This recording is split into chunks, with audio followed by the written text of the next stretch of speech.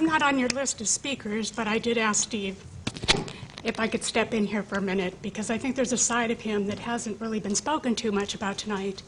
I was a student of Steve's. That better? That's better. I was a student of Steve's, and when I first came on campus, was not a whole lot assured of myself. Steve took me under his wing, and within 2 semesters, I was a fiery woman who believed in myself, had a plan for my future, and I had somebody behind me who was ready to see me there. I babysat both of his children, and he encouraged me as I went on to college. And he even gave me the courage to, when Dennis Whittlesey spoke to our class, I walked up to Dennis afterwards and said, "I want to come and work with you."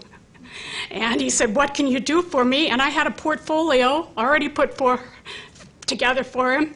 I handed it to him and said, "If you can find me a place to stay and find a way for me to get a ticket back there, I'll make it worth your while. I'll come." And I did. And it was one of the best summers of my life. And then a couple years later, though, I spent probably about 6 months in a hospital and barely lived. They gave me about a 1% chance of living.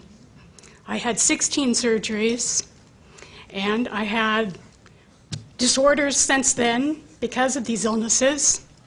But I think one of the most impressive things you can really speak to about Steve and his family, Patty too, is that every step of the way that I was up at OHSU, they were there for my parents. They let my parents stay with them.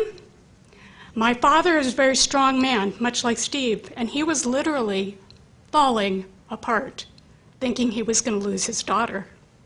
And to this day, he says that the only thing that got him through that was that Steve was by his side and kept telling him, "If anyone can make it through this, Roger, it's Gretchen. You've got to believe in her. We've got to believe in her. If anybody can make it, she can." When I left the hospital, he said the same thing. I didn't think I could finish college. It took me another 2 years to finish my last semester of college. But Steve kept telling me, "If anybody can do it, Gretchen, you can."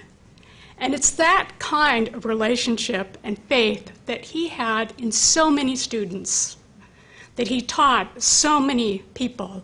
I saw him touch so many lives. I worked here for 20 years in the library, and I saw so many of his students in historical materials, and I could tell them, "You'll survive this, okay?"